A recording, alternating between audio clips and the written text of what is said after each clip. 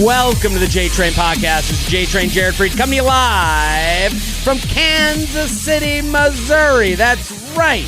Every Monday and Thursday with your emails, your stories, your questions. I say it every episode. Let me say it again. Thank you for listening. Thank you for telling a friend.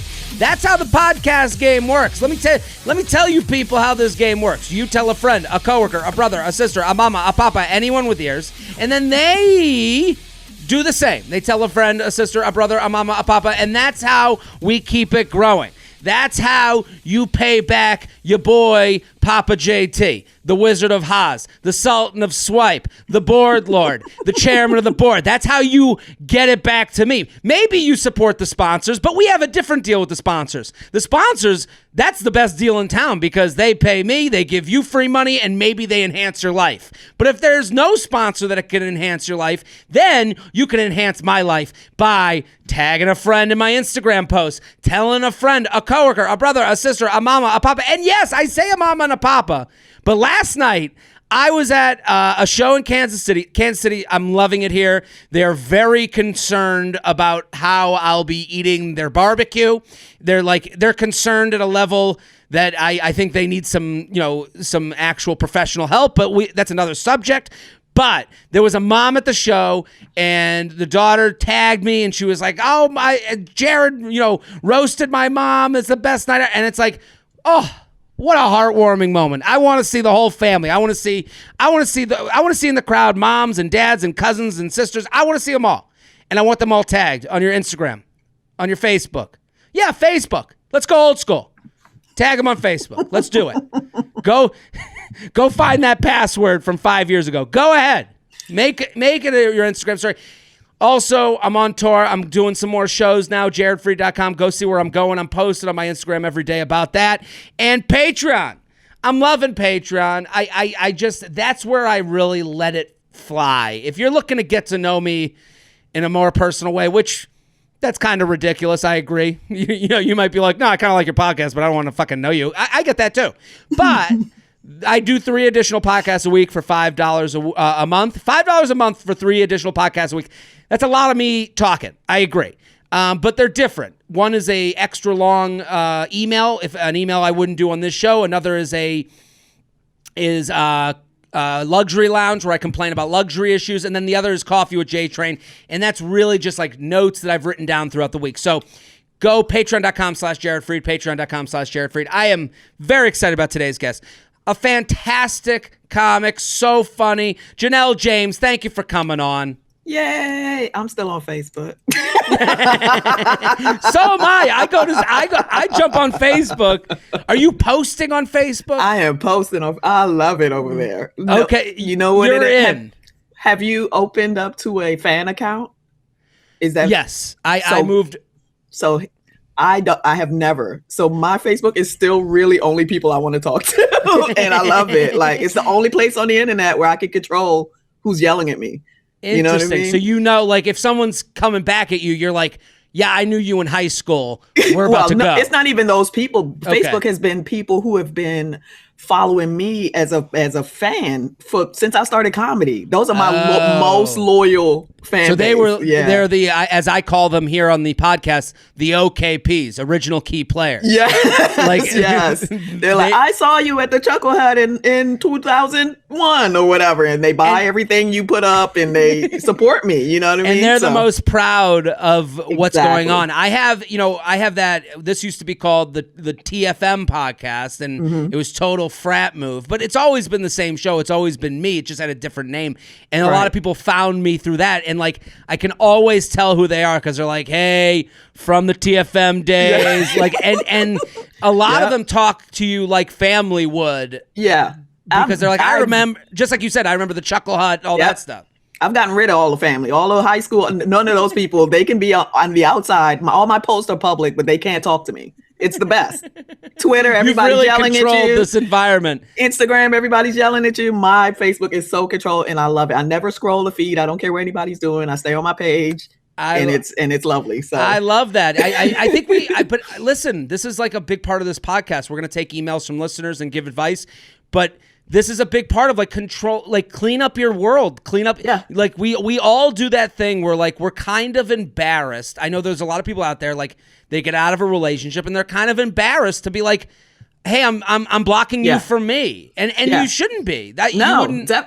You are. It's not your right to stalk me. No, you know what I mean. I totally agree. And it's like there's it's kind of a version. We watch the show Hoarders, and we're like, ew, how could they keep their house like that? Well, how could you keep an ex from 9 years ago on your Facebook? Like, why? Weird. It's weird. Weird. And listen, I'm doing that too. I'm watching like people I went on one date with and then became Facebook friends, and then I'm like, oh, how the kids doing? Like I think that's different. One date. You didn't. One date, I can. They don't know all your fucking secrets and your trauma and shit. You know what I mean? That's fair. It's almost like there's like a Three Bears situation. Like one date, okay. Yeah. Too many dates, like it's too much. Now I am a fan of a long relationship where and keeping them if you're living your best life and you just want to stick it to them. The spite friend. Right, exactly. Yeah. But you can't go on their shit. No, don't worry about what they doing. But as long as you are projecting happiness, you know what I mean? I look totally how understand. Great I look. Look how much weight I've lost. Yeah. Well, listen, I'm such a fan of you, Janelle. I want everyone to go follow Janelle James at Janelle James Comedy. It's going to be all over my social media. She's in you can go, the beauty of this podcast is you can pause this. The beauty of 2020 is that you can pause this and go watch Janelle James on Netflix right now. She's on the comedy lineup. Go watch her there. And you're in 2 shows. I'm embarrassed. I feel ashamed that I didn't know this. No, it's my fault. No, it's not your. But I should be a better host because we're talking before we started. You're on the show Black Monday on Showtime, and you're a voice on Central Park, the new Apple TV. I'm on, and I'm a writer on both shows. On and a writer. Getting paid twice. Yeah. That is. Oh, I love that. So what? Are you writing your own part, or is it? So Black Monday, I pitched and wrote my own part. And, unbelievable. Yeah, and then, that's the best way to get yourself on a show. Exactly. Hey, I got this idea. Yeah. Well, actually, I pitched the character, but the room is so cool. It's the coolest room I've ever worked in. Another one of the writers was like, "You should play that part." I mean, the character I pitched is basically me. You know what I mean? And so it just grew from there. And so explain to the listeners, because this isn't like the listeners here aren't familiar with the world and the business of comedy. The Room.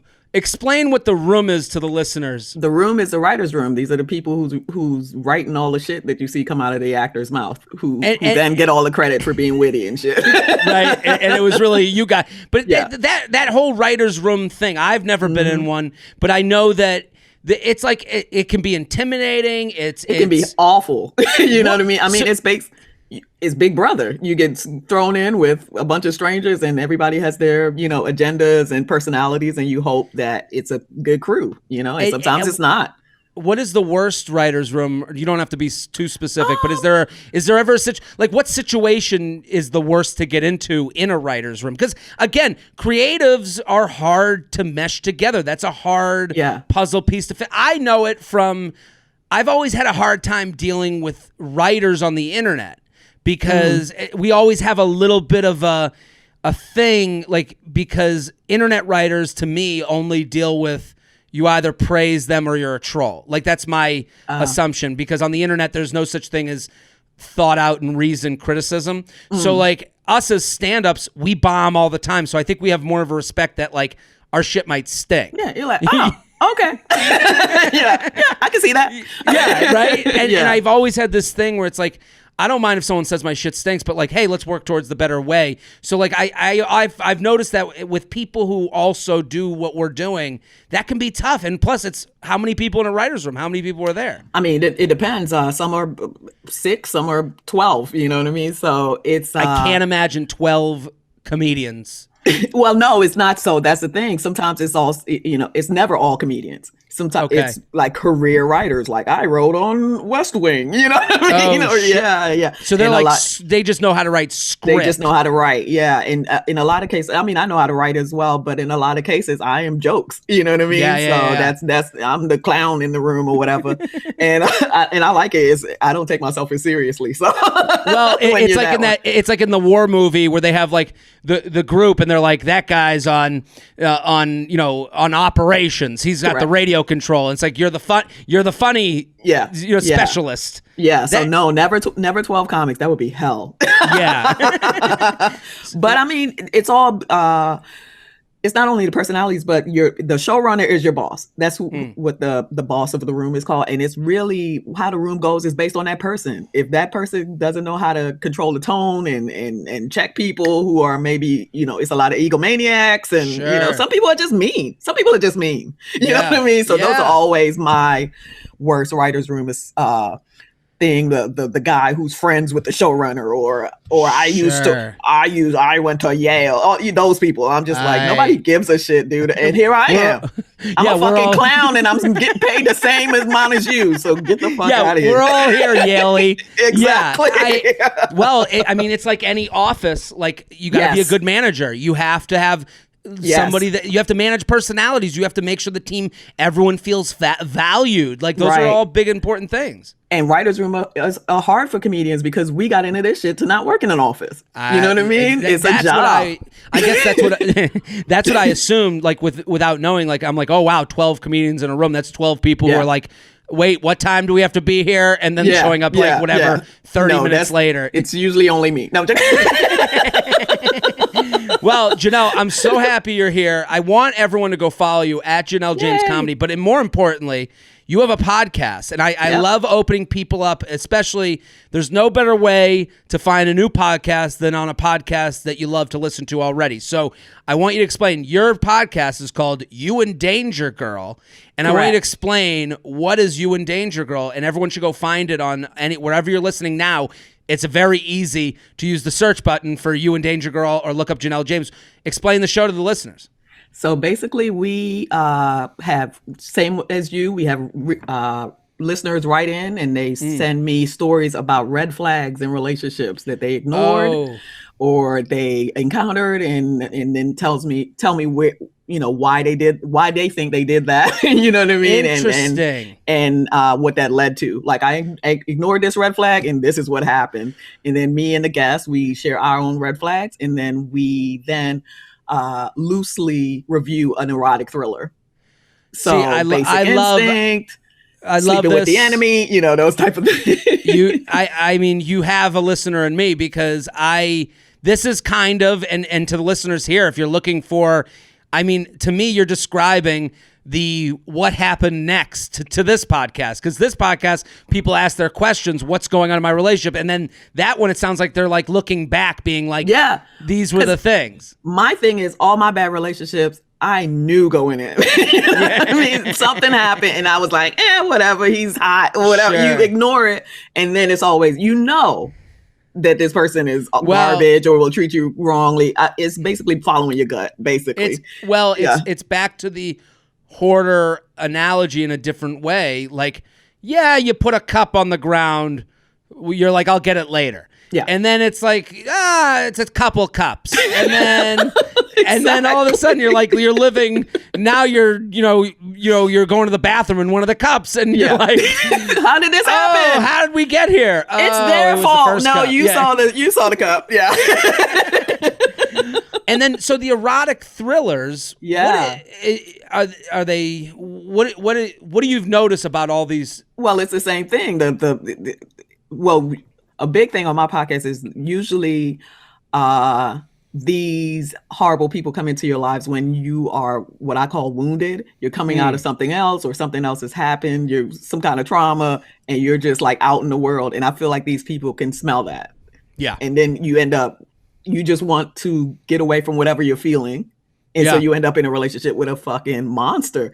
And so that happens a lot in these erotic thrillers where it's like, this person had a seemingly perfect life. And you know what I mean? And then here comes this person, or So one example is Boy Next Door. I don't know if you've ever seen that. Jennifer Lopez, she's in the suburbs. Her husband has cheated on her, which the nerve. You know what I mean? Yeah. You're cheating on Jennifer J-Lo. Lopez. Yeah. Come on that's now. Great. Already crazy. And so she is, what is happening? You know what I mean? She's out of her mind. And then here comes this fucking psychopath that moves in next door. Somebody she would have never looked at, who's too young for her and nuts. You know what I mean? And they have this passionate thing that turns into like calamity. So that's basically. Well, it's most relationships are like kind of matching insecurities with somebody. Like that kind of happens where it's like, we have a question that comes up a few times on this podcast where it's like, how come some people just seem to be relationship people? And I'm like, a lot of that's, insecurities, like, just playing out in a different way. You're seeing it as an Instagram post, but that's how they cope with shit. So it's like, just like you're saying, like you're coming out of a breakup. I'm going to hide myself in this new thing. Yeah. I'm not going to deal with my shit. I'm going to go over here and maybe pretend to be a new person, which I have done. We've all been there. I'm going to be with this new person that is fucking me up even more, but also it includes hugs, which feel good. So this all makes sense. So everyone, if you like this podcast, you're going to love You in Danger Girl. It's on all the podcast platforms. What day of the week does it come out, Janelle? Tuesdays, perfect. I'm so you got very J-Train proud of on Monday. I think it's very good. It's doing really well. We just 8 episodes in. We're at our like 40,000 downloads already. And I'm really proud of it. It's fun and we're just we're laughing. We're laughing. That's what it's all about. And I think also that's the most to me that's the most healthy way to look back on a situation. Be like, I fucked up there. I fucked up there. Because that's how you learn. Like it's, we know from doing stand up, and I was talking about this with someone the other day where it's like, I was talking about this last week where it's like, I write down a joke on the page. I don't learn from it. I say it out loud. I'm like, oh, that's the dumbest thing I've ever said in my entire life. So sometimes saying these things out loud are actually a way to get through it and learn. Yeah. So one thing on the last podcast I was doing, and so what happens, I say loosely review. We're not Siskel and Ebert. We're not reviewing. But as you're talking about the movie, you're like, oh, this reminds me of this, da da da da. And I realized I dated somebody for too long time that I didn't like at all. I'm like, why did I do that? Well, actually, that segues us into our first email, because that's kind of the subject, because I want to get into this. And everyone go follow Janelle at Janelle James Comedy. You and Danger Girl, that's the podcast every Tuesday. Go subscribe right now. Press pause. Do it. You won't regret it. Go subscribe. Go. You and Danger Girl at Janelle James Comedy, because this one's called Drunk Words Are Sober Thoughts. Jared, love the podcast so much. Thanks for always brightening my morning. Question. I've been talking to a guy I met through mutual friends about 2 months ago.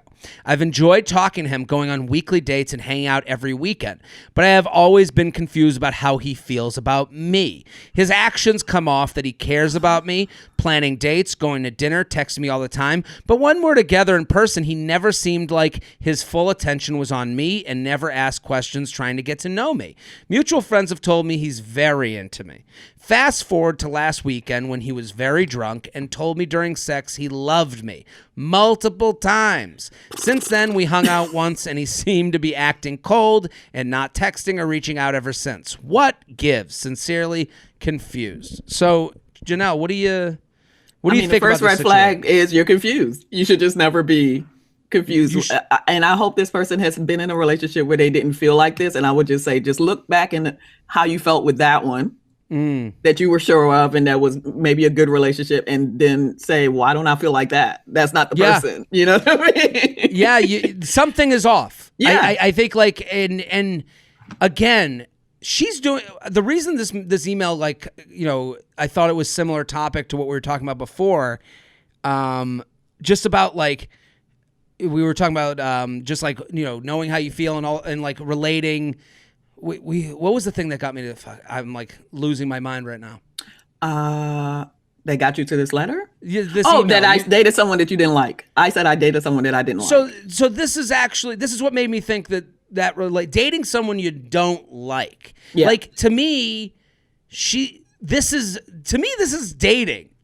She's he's making the effort. okay? Yeah. Dating is effort, actions, and feelings. It's the cross section of those two. So he's making all the actions, but then you can only get to know him if he makes those actions. So he's making those actions. He's in control. He's trying. Yeah. Fine. But then he gets there and he's not asking you questions. That means you don't like him. Yeah. Like, that might mean you're not having fun. Like, there's an element of, like, I think sometimes people, what she said, she gave us a lot of things in the email that make me think she thinks she has to like him. Right. She's saying all the stuff he's doing. She didn't even open, like, it's a guy and he's so great. And I don't know what, you know what I mean? It's nothing about how she feels about him. That's the thing. She said, I've enjoyed talking to him. That's it. And then going on weekly dates, hanging out every weekend. Just because you're hanging out every weekend and going on weekly dates doesn't mean that they're good dates that you're enjoying. Like, I'm eating salads every week. Well, what are you putting on the fucking salad? And she's finding out from other people that he's super into her. That's not who you're supposed to find out from. No. You're supposed to find out from him. and it's like, if you don't, I think what someone said, and also like the drunk I love you, I'm not into that, but I do think if, when someone says I love you to you, it's a cop out. Like, you think so? How drunk are you? You've told someone you love them when you're drunk?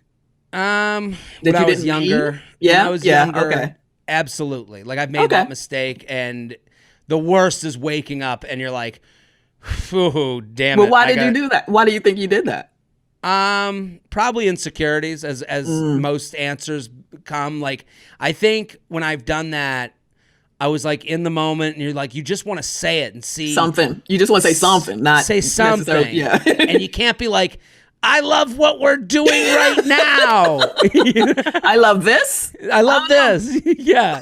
I feel amazing right now, but I don't know if that means anything when I wake up tomorrow. Yeah.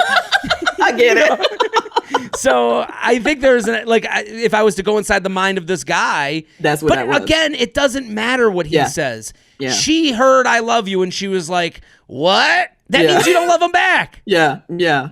Right? Yeah, she didn't even say if she said it back or anything. Yeah. He said he loved me multiple times since then. We hung out. Well, yeah, and it's during sex.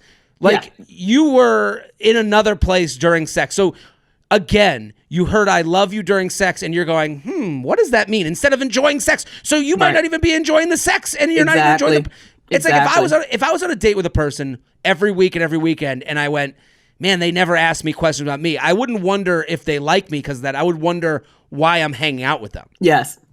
Yeah. I think that's a big thing. Yeah. So what's her final question? I forget. What gives? What gives is you might not. I think it's okay to end. Yeah. Also ask yourself. Like, I think she has to start being like, hey, why am I going on these dates? Am I going because he's there and I met through mutual friends and he's making the effort? And it's like, that can't be enough. At a certain point, it's got to be a mesh of feelings. I mean, I can't stand a dude like that, though, that does all the boyfriend things. And then when it's time to be like, are you my boyfriend? They're like, what? You know? Well, like, what is that about? That's a very guy thing. That's like it's a backdoor to flirting. Because instead of being like, cool guy, leather jacket, hey, I just want to fuck. That guy knows he's not good. He doesn't know he's not good looking enough to do that move. Not cool enough. So he goes nice guy route, gets you, and then he goes, let me decide now that I have them, and that's a shitty. I can't even figure out right now which one I would prefer. They both suck. The J Train podcast is brought to you by Truff. Ever notice that your favorite foods are basically a vehicle for sauce? Imagine hot wings without buffalo, French fries without ketchup, tortilla chips without chili con queso.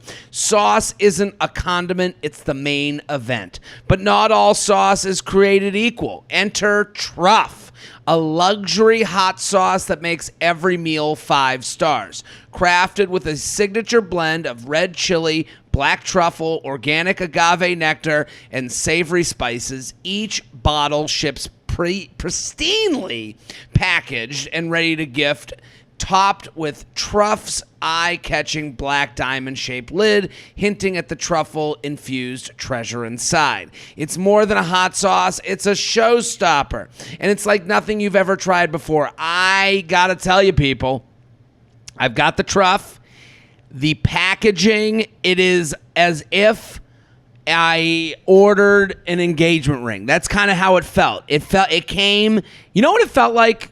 No, not an engagement. It felt like I was a professional pool player and I was at a pool hall and I was hustling someone and I took out my packaging and I took out my cue and I was twisting it together. That's the type of packaging it comes in. And the sauce, the truff, unbelievable. I'm putting it on everything. I'm putting it on my finger and just licking it off. It's delicious. It's luxurious, but it's really for everything. You can take yourself, and I say this all the time, some products, some experiences take you to another place, and I would say truff is that type of experience. That's the type of sauce we're dealing with. You put it on eggs, and you close your eyes, you're at the fanciest restaurant in town. You put it on your steak, you're sitting down in a steakhouse in the middle of New York City. It is such a great compliment to everything you eat. I'm putting it on everything, and it's an amazing gift idea. It's not just, if you know someone who likes spicy foods, you know someone who loves truffle, this is the gift for them. It's an excellent holiday gift idea. Truff flagship hot sauce, the flavor pack black truffle hot sauce that started it all. Then they have the Truff Hotter hot sauce, a jalapeno forward blend for those who can never get enough heat. And premium white truff hot sauce embodying the essence of the luxurious and fragrant white truffle. Now, people, it comes in a beautiful box. It is a perfect gift idea. It's a perfect gift to yourself, and it goes on everything. I told you, I'm putting it on my arm, and I'm licking my arm. That's what I'm doing. See for yourself why Truff is the biggest hot sauce on Instagram and TikTok. Get 10% off site-wide when you use promo code JTRAIN at Truff.com. That's 10% everything, including the white Truff VIP box and Truff variety pack, just in time for the holidays. So 10% off everything. You can get the white Truff VIP box and the Truff variety pack. I have the variety pack. It is beautiful, great for gifting, and it's delicious. Just shop at Truff.com. That's Truff. F as in fantastic. That's Truff.com. Promo code JTRAIN. The J-Train podcast is brought to you by Native Deodorant. With the holiday season right around the corner, we're all getting into the spirit by indulging in the sights and sounds and scents of the season. One thing I made sure to do was update my Native collection with their candy cane holiday scent. I love a holiday scent. What a great way to get in the spirit, get in the mood. It's one of those little things that really, puts a little smile on your face. You're in the bathroom, you get showered up, you get done with your shower, and then you slap some of the Native Deodorant holiday scent, the candy cane, and you're like, oh, I know the time of year. And these are the little things that get us to transition into a mindset. Again, you see the leaves. I was walking around today. Jess and I were walking around, we're looking at the leaves. I'm like, and I'm breathing it in. I am feeling the seasons in my whole mind, body, and soul. This is a great way to enter into the holiday season and get you in the mindset and put a smile on your face and change it up. Native Deodorant is an all-natural deodorant that is safe and effective. The perfect addition to your daily routine this holiday season. Native Deodorants don't just block odor better, they're made better. Native has ingredients you've heard of like coconut oil and shea butter. It's also vegan and never tested on animals. And Native never uses ingredients that shouldn't be in a deodorant like aluminum, parabens, sulfates, or talc. Their candy cane gift set also makes for a great gift option. And all Native products are great stocking stuffers for everyone on your list. The best part is with Native, there's no risk to try. Native has free shipping and free returns in the United States. So give the gift of Native by going to nativedeo.com/JTrain. That's nativedeo.com/JTrain. Let me say it one more time. nativedeo.com/JTrain. JTrain. Use promo code JTrain at checkout. Get 20. Get 20% off your first order. Make sure you order before December 7th to get your products in time for Christmas. Let me repeat that. That's important.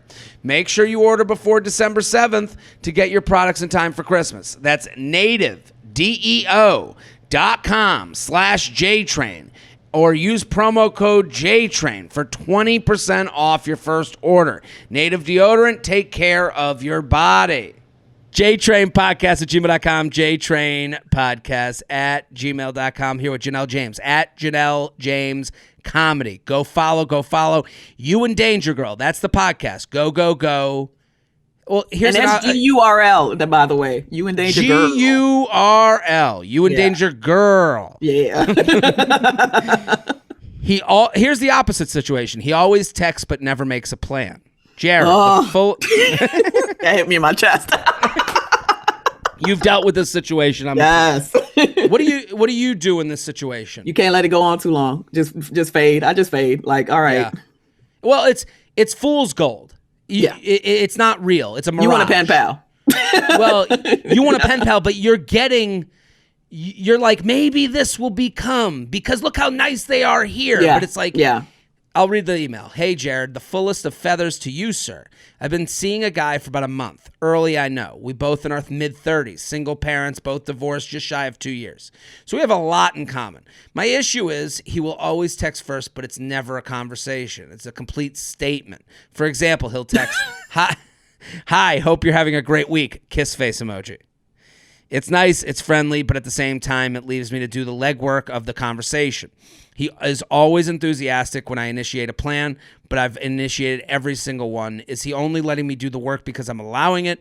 Is he just making sure I'm still on the bench for when he's ready to play? What do you suggest is the best way to break this pattern? So, I think it's a combination of all those things she said. You're on the bench and he is comfortable with you making the plans. I do know that some men just don't know how to make plans. They really just don't. Sure. You gotta like almost if you just need that to happen, you almost gotta like make the plan and then put it on them. Like you gotta trick them and thinking they make the plan or whatever the fuck. Sure. Which I don't know if you want to do all that work, but well, yeah, there's an element of like give them. I've said this on this podcast a lot. Like give them all the tools to build the house. Correct. And then they either build it or they don't. Hey, I'm free on Tuesday. Let me know what the plan is. And I ain't building men anymore, so I'm not that game. But I ain't do no Build-A-Bear shit no more. But it's a combination of all those things. Again, I mean, it all comes down to when somebody wants you, you know. Yeah. When somebody wants to see you, they do it. You know what I mean? And so the divorced kids, he probably got some other shit going on. Mm-hmm. You may not be the only one. You know what I mean? Definitely and that statement email, that's a real where you're sending it to multiple people type of email. Have a great day, smiley face. Next. Have a great day. You know what I mean? That's the good morning. That's an extended good morning.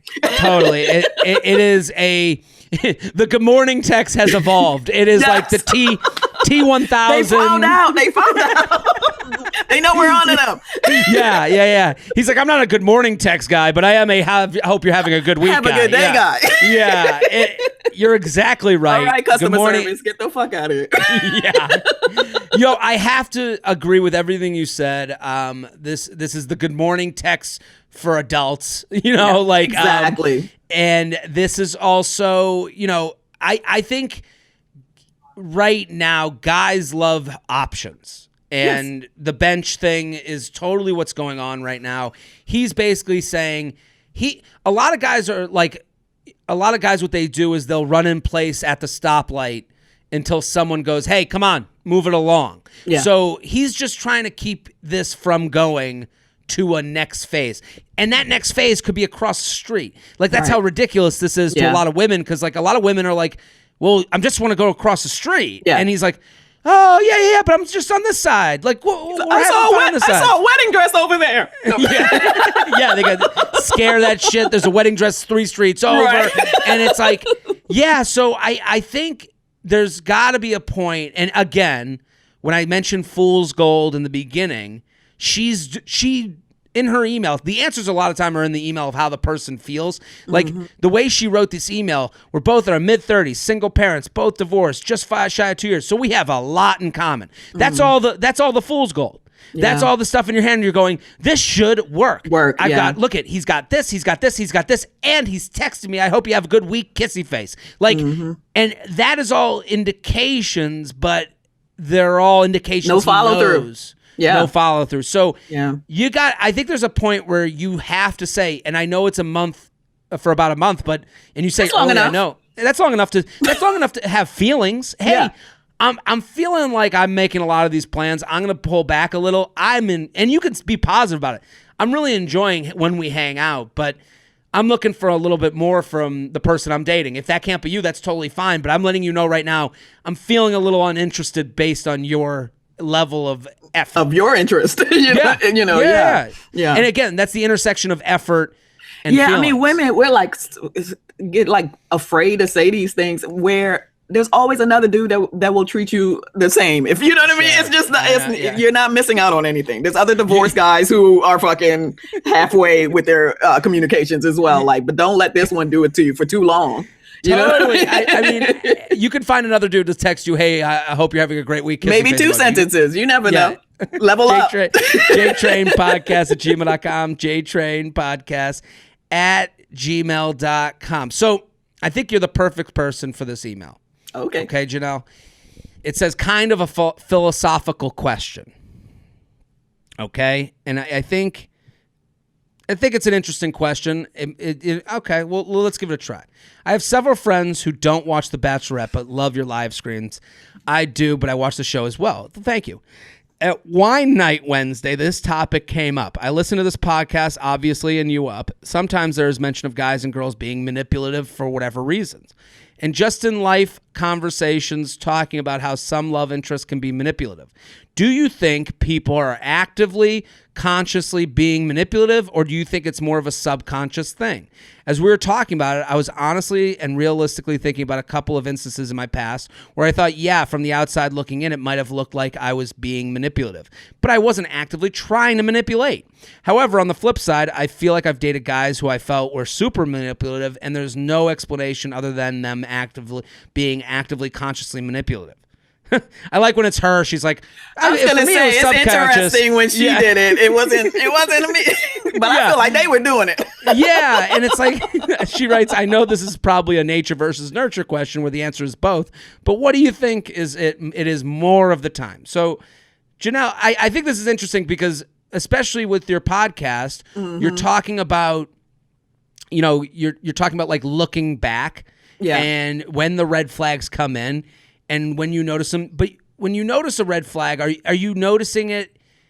Again, what do you think of this question? Because I think there's a lot here. I mean, so we already covered the fact that it's interesting that she doesn't see that she doesn't think she did it on purpose, but other people have.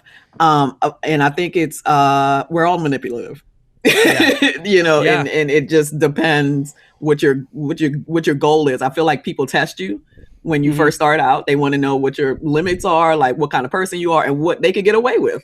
And that's what a lot of the manipulation is about. That's what a lot of the red flags are about. They throwing that shit at you just to see like, oh, she let me do that? Sure. Well, okay. in addition, the people do see what they're going to get away with. And it's human. It's very human to try and survive.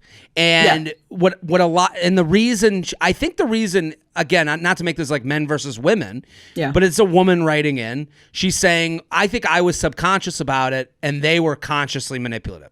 I think that happens to men a lot because a lot of men, they're surviving to try and have sex, which it's like, you get in a situation where the whole fake persona you have on for the first 3 months of the relationship is manipulation. You know what I mean? Absolutely. But a lot of women are looking for, emotional support. Not to say that there's I feel like men are too, but they're just coming at it from a different direction. I mean, and especially as they get older, like older men want hugs just as much. Totally. as women do. Maybe they want to hug you with their dick in you, but they want to. Well, that's exactly what I was going to say. Like the way men get emotional support and confidence is like, I've had sex with her, so now I feel better because I was able to get with a woman. I guess there's some. But the way to end that is to just realize that women want sex too. I don't understand why, even as you get older, as a man, why you still feel you have to manipulate a woman into sex. Like, is it just? Yeah. Is it I'm trying to fuck. Like, I don't understand. But that's your own ego to feel like, I have to trick you into doing it. Like I conquered rather than it was a mutual thing, you know? Well, also the ego is she'll get too attached to me if the sex happens. How dare you? Well, that's an ego. That's a lot of men. That's why they're not crossing the street. That's why that guy in the last email is going, well, the dress is in three. I mean, and I don't know what the answer is to that. Options on the woman's side as well. Also having options, but then like having to deal with 3 men is just like I don't. All the 3 men all texting you good morning. Like get the fuck out of here. I just don't know how to fix that. Well, 3 people. I wouldn't want to deal with 3 girlfriends. Are you kidding me? Well, not even girlfriends. If everyone is scared that people are gonna get attached, which is punk shit. Like, I don't understand what that is. Then the answer is everyone being casual, which is that's right for disaster. So that's not going to work. And also, that's just as exhausting. Yeah. So it's a lot of figuring out what the fuck you want. You know what I mean? Yeah. And I don't think a lot of people know what that is. Well, I think that like on the like a lot of times I get put in the place on this podcast and on You Up of like kind of like looking back and going, well, he's doing this to get this. Again, talking about the ego subject. And I get put in the position of the bad guy. So it's when I say it, it always sounds like they're consciously going through these moves like, well, if I do this, I do this, I do this. And it's like I think it's more subconscious than people want to believe. That it's subconscious in that men are told this is how it's done. They're doing their moves you got to trick them. And if they're not attached to me, they're not going to want to have sex. But don't do it too much because they're going to want to get married. And it's just like, nobody wants to get married anymore, first of all. But only the worst people are still getting married. Don't say that on this podcast. I know. I know. I don't believe that, but I understand. I know white girls got married on lock. I'm sorry, but it's I don't understand it. But they're just going through the manipulations that they're taught. That's how men. Sure, behave. And it's like how do you break that cycle? I mean, you bring up better men, that type of thing. Why don't you want to get attached? Why don't men want to get attached? Why don't they? Yeah. Because you're gonna get men complain about marriage, but y'all keep being married. So obviously, that's what I say to all the listeners here. I'm like, listen, every guy I know is the type of guy that has ghosted someone, but they've all gotten married. Yeah. So that's why you don't, as a woman, keep yourself in a situation where you're like, what's happening? Because when men know what they want, they fucking do it. You know what I mean? When they find a person they want to marry and spend time with, they do it. I think the fear also comes to societal stuff, like the societal stuff that women talk about a lot. Men have it too. It's just there's not as many forums, there's just not as many like Reddit threads about that. The Reddit threads are way grosser, for men. So, but I think the idea that I think a lot of the attachment stuff and the commitment stuff for men comes from the idea of okay, you are kind of locked into this life of if you're down a path where you can't provide at a certain point, you could be just left and be considered a loser. It's kind of like Willy Loman shit. So do men think that women don't have the same fears that if we behave or do a certain thing, we could be left and considered, I think unmarried. What's the word? Unmarriageable? I don't know. Not marriage material or whatever. Not marriage. Yeah, I think women do have that. I don't. I think. Again, that goes back to the idea that we're all the star of our own movie. True. You're thinking of you as the A character. Right. So and that's what this writer is doing. I wasn't manipulative, but these exactly. and then it goes back to survival. Yeah. And it's how are you trying to survive? What keeps what keeps the building of your soul Right. afloat. But I also want to say there are definitely monsters out here that are doing it consciously, and that's their absolutely. game. That's their game, and and that's where the gut comes in. Because I feel like every time I've had to deal with a monster, I knew like something is off with this person. Well, that's why you can't.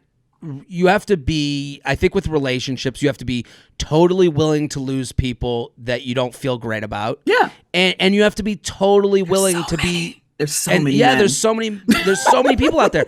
So you have to be willing to leave people that aren't giving you the things you want. And you have to be willing to be so honest with the people you love that maybe that changes the relationship. True. And you have to come out of it going, well, maybe this isn't the one for me. So like when you say when someone says oh, are they being subconscious about their manipulation? Well, it doesn't matter. Hey, I feel weird about the thing you just did. Can Especially if marriage is your goal. If marriage is your goal, just get the conversation now because it's going to come out regardless. Like you don't want to manipulate someone into marrying you and then you find out who they really are. Like you don't want, and as far as letting people go, especially a month in, I just think of it like, I didn't know this motherfucker a month ago. I can go back to that. You know what I mean? So you didn't really lose anything. Life was okay a month ago. It was fine. The J Train podcast is brought to you by Hello Tushy. It's hard to believe that when people go to the bathroom in this country, most of us wipe instead of wash. Imagine jumping into the shower, not turning on the water, just wiping your body with dry paper. People would call you crazy. So why wipe with dry toilet paper instead of washing with water? For years, bidets have been available but hideously expensive, costing thousands of dollars. But now there's Hello Tushy. I gotta say, people, it is my great pleasure to talk about Hello Tushy. I think it's such a fantastic product, and it's legitimately changed my life. I'm not walking around being like with that unsure, did I get it all feeling. You're sure. Also, how many times in life does a luxury item save you money? Very few times. How many times in life does something that can be a luxury and a pleasure to use also help you financially? And that's what Hello Tushy does. Hello Tushy, you're going to use less toilet paper. I know it for a fact. So you're going to wash your butt, and then you're going to use one, maybe two squares, and then you're going to go, wow, I'm not buying as much toilet paper, and it's going to, in the long run, save you money. The Hello Tushy Modern Bidet Attachment is here to democratize the blessings bestowed by bidets and offer clean buttholes to everyone. Hello Tushy cleans your butt with a precise stream of fresh water for just $79. It attaches to your existing toilet, requires no electricity or additional plumbing, and cuts toilet paper use by 80%. Do I have to say it again? 80%. So the Hello Tushy bidet pays for itself in just a few months. Because with Hello Tushy, you don't wipe at all. Even the best two-ply just can't cut it when it comes to hands-free poop experience. And every Hello Tushy bidet attachment comes with a 60-day risk-free guarantee and a 12-month warranty. Join millions of happy Hello Tushy customers, and I'm one of them, right now, and have a clean butt with every flush. Go to hellotushy.com/JTrain to get 10% off. This is a special offer for our listeners. Go to hellotushy.com/JTrain for 10% off. That's hellotushy.com/JTrain. JTrain podcast at gmail.com. JTrain podcast at gmail.com. Sorry, I curse so much. No, you don't have to.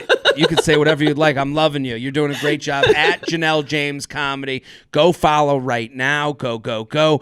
Guy wondering, should I keep trying to make something happen?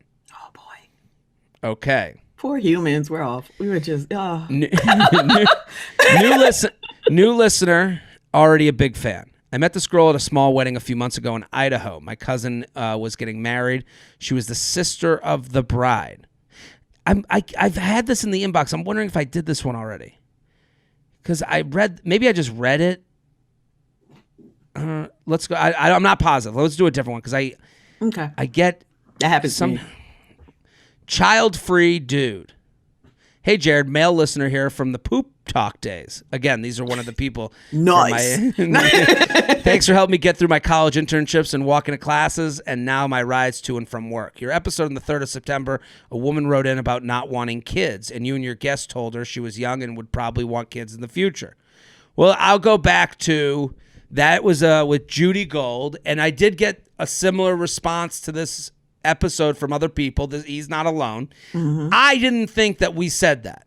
I think we said, she was wondering, she was dating someone, and listen, I could go back to that episode. She was dating someone, and one wanted kids, one did. One didn't want kids, one didn't want kids, one did, and she was like, should I just end it now, knowing that? And we were like, if everything else is perfect, enjoy the ride with them, and maybe things will change. Maybe, I don't know. Like, we were just like, give this thing a chance. If you're enjoying but you got two options. If you're even saying, should I go with either one? I would think that means you like each one equally, and so why go with the one that might turn into problems later on? What do you? She's saying she has options. She's dating two people. The fact no. She's the one that doesn't want kids. And I thought she was choosing between two guys. Okay, my bad. I was like, what? Okay. So the guy wanting it in that situation, that's an easy. Yeah. Okay. Sorry. She doesn't want kids. He does. Right. Okay. I get and that. She's like, is this even worth it? And I think she was very young, like 22 or something or whatever it was. And I was like, you're enjoying your time with this guy. Like, have fun with him. Like, get the experience. And, when that bridge comes, you cross. I mean, is she in Iowa where they get married at 22 and have kids? Well, if you're in New York, dump them. You know what I mean? There's other guys. Well, there's options. But if you're in this. Well, okay. So he writes, for my 27th birthday early next year, I'm planning on getting a vasectomy. I never wanted kids growing up, never had, quote unquote, dad as one of my goals, and still don't see children in my life today or in the future. I have a great career, paid off all my student loans already, and I'm planning on buying a house with my 20% down next year. I have an amazing relationship with my parents, sister, extended family as well. I work in a pretty male-dominated field went to a mostly male college and primarily use the apps to meet women. And all the apps have the option, but I put that I don't want kids, and I'm upfront with that if the conversation on dates ever turns in that direction. Good for you, guy. Yeah, I don't think there's anything wrong. I understand where he's taking that other episode and then saying, well, that's a blanket statement for everyone. No, but that's okay for him, a vasectomy to me is just, you've closed that door. That's okay, but it's just, you're going to find people who don't want that. So then she writes, this guy writes, if the conversation around dates ever turns in that direction, I'm upfront with it. I don't think I or anyone else my age is too young to decide that kids aren't in their future. Lots of people are in our parents' generation, even some of mine, are having kids at my age, and there aren't a ton of people telling them they're too young to be making that decision.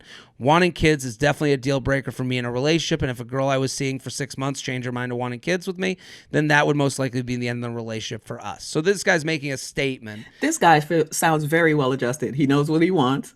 He knows there's other options. He's like, oh, you want kids? I'm out. Like, I'm not devastated. Like, you were the only one I could have been with. It's been 6 months. What do you mean? I'm going to reverse my vasectomy because of true love. Like, that's all, you know what I mean? That's fantasy land. And so, and I do think as time goes on, women are becoming more comfortable with being like, I don't want it, young or not. Yeah. Like that used to be a thing we could not say. People would be, how dare you? You know what I mean? And so, and it's a big fucking thing. And if you're sure, definitely get that out there right away because, I think you're right. I'm sorry to interrupt. I think you're absolutely right as far as like, you read this email, you go, it sounds, you've made the decision. Like to me, you got the tattoo and you love the tattoo. Like that's okay. I think to relate your thing to everyone else's thing, you took it personal. You took it a little personal. And that's okay. If someone said to me, I have gotten a vasectomy because I'm not having kids, I would ask questions, of course, because you're doing something different than everyone else. I think I think a lot of people, like, when, again. You're like, what happened? Who treated, the way he explained it, we both got to the end of the email, we go, oh, okay, good for you. Like, there's no more questions to be asked. But I think what this guy's got to understand is, like, there's going to be people in your life that are going to have questions. That are going to go, well, why? And, like, because it's different. It's by nature of that. Like, it doesn't matter what it is. Yeah. Again, people get asked what their. I go back to the tattoo example. People get asked about their tattoo, and then people go, "Can you believe they asked what it means to me?" And you go, "You wanted me to look at it." Yeah. Well, why is it in a place where I can see it? If not to be asked, what are you talking about? Yeah, and fine. Maybe some people are more subtle and more respectful than others, but like this is called life. There's bumps in the road. This guy, I can see that he's very well adjusted. He says, and if I was seeing a girl for 6 months and changed her mind and wanted kids with me, then that would most likely be the end of the relationship for us. Yeah. Okay, that's an easy thing to say though when the girl is a hypothetical girl or woman. He's already had the vasectomy. He's already had it, but so but I'm saying it's easy, but it's very adult. Like, so for me, I have ended a relationship. I've already had kids. I ain't having no more. You know what I mean? So I have dated younger guys who haven't had a kid and I'm just like, and once they start that, I'm like, it's not going to be me. I can still have them, but I'm not going to have them, and I'm feeling like if I really like you, I'm doing you a favor by letting you find a person that will do that for you. Yes. Because nobody is more sure about not having kids than someone who already has it. But I already know what it's about and what it entails. That's a perfect way to explain it. Like where, like, I totally understand that. And like, again, when you say that, you do also say that understanding you're going to lose good people. Yeah, like, but who wants to be the person to take something like that away from someone? Absolutely. Not me. And then we break up anyway. Like, get out of here. I totally understand that, but I think like when the reason I'm going back to that last email that he's referring to because I'm like, none of this is math. Like 1 + 1 does not equal 2 in relationships. So the way he's explaining, he's like, whoever comes in my life will go. And I go, yes, but it's going to be hard. And you've already made the decision for yourself. But on the flip, and that's okay. I'm thinking, men, their egos. You're in it. I'm guessing this person has already said to this girl that they want kids, and then men go into overdrive. Like, I'm going to be the one to convince you that you want them. Sure. Then you got to deal with that. It's just sometimes. Yeah. sometimes it's not worth that additional emotional and God forbid, because you're the one that has to have them. God forbid you relent, and now you have a child that you did not want. What? JTrainPodcast@gmail.com. JTrainPodcast@gmail.com. Here, you won't be the first. Don't be another. No. Do you mind if we do one more? Is that okay? Oh, yeah. We're gonna do one more. Let's do. Okay. I feel like you should edit out where I say no one's getting married. Your fans are gonna tear my ass open. People are gonna get married. No, listen. I think people. I watched The Bachelor, and I believe in true love, and I just think. Listen. I don't think of course people do, but it's the same thing as not having kids. Yeah. Good for you. You know, like. I'm gonna send you an email with an attachment. Is that okay? Sure. It's in the chat. No, I'm gonna do. I'm sorry. This is gonna take. We'll hopefully pull this out in post. I'm also answering these questions in a very 2020 lens. I'm just like, why is anyone doing anything that looks towards a future? That's a hard thing too. It's like there's a lot of people. I'm including that. And it's like, how are we gonna make a decision on anything? Like, I'm trying to move, and I don't even. I'm just like, where will the Civil War pop off? Where's what neighborhood is that they don't like guns the most? Exactly. Okay, so I just forwarded you an email with an attachment. We love an attachment email. I'm gonna start reading it as you get it. Okay. But I just forwarded it to you right now. You ready? Chronically single. Papa JT, I need your wisdom. I haven't been in an actual committed relationship in nearly a decade. I like when people write the email and make it worse. Like they set it up. They make it more dramatic with their words. Like you could just be like, yeah, it's been a while since I had a relationship. It's been more than a decade. Eons ago. Which I can't fathom because it's a fucking needy, what we were talking about earlier, people who have to be in relationships and as their own security. I am very much, what's it called? Serial monogamous. You are? Yeah. So you understand that. Yeah. I meet guys, I go on dates with them. I think everything is going great. And then after 3 to 6 months, they'll tell me they don't want a relationship. I know I shouldn't take these things personally. I'm someone's foot, but there's a but for every seat, yada, yada, yada. But I'm just so damn tired, and I can't figure out what I keep doing wrong. I'm in my late 20s in the South, so nearly everyone that I know is engaged / married / pregnant, and I can't help but get upset that I can't even find a boyfriend. For context, I've attached 3 screenshots of the guy I've been talking to recently. To be fair, I ghosted him like 3 years ago, and we've been chatting every day for the last few weeks, who currently lives 2 hours from me. But I'm just really upset at the moment. The last guy I quote unquote dated kept telling me for 6 months how he liked me, but then wouldn't try to hang out for 2 weeks and would only talk to me when he was horny. I was trying to break that pattern with this guy, so have kind of shut anything suggestive down, but I don't even know what to do anymore. So let's read. She gives us an example of text with this guy who she ghosted him 3 years ago, and they've been chatting every day for the last few weeks, who currently lives 2 hours from me. But I'm really upset at the moment. Okay, so I'll be the guy, you be her. Is that cool? Okay, so that's the blue? She's I'm the gray. Blue. Oh, she's the blue. Okay, great. Yeah, she's the blue. You might have influenced me to start Entourage. We'll see. What is this, text from 8 years ago? I'm just start Entourage. I don't like this guy already. Like, who likes Entourage still? But anyway, go ahead. You might have gotten me into Cheers. Okay. She just wants something to say. She just wants something to say to the man. Sure. I get it. It's great. Kind of doesn't hold up as well today, but still pretty good. Okay, he's of the times. Okay. Go ahead. Well, my 4th is basically done, so I definitely need something to do. You can do me. Jesus. Oy. He really just went for it. But at the same time, I always think if anyone saw my text message, I would shoot myself in the face. But anyway. This is why these are fun. Yes, exactly. For some reason, I think the distance might make that difficult. Not like you want to anyway, LOL. That is 100% not the issue, but I'm not just looking for someone to hook up with. Shrug That's a fair point. Look, you do know that I'm attracted, right? He's convinced. Oh, okay, good point. All right. That's like when the judge is like, okay, sustained.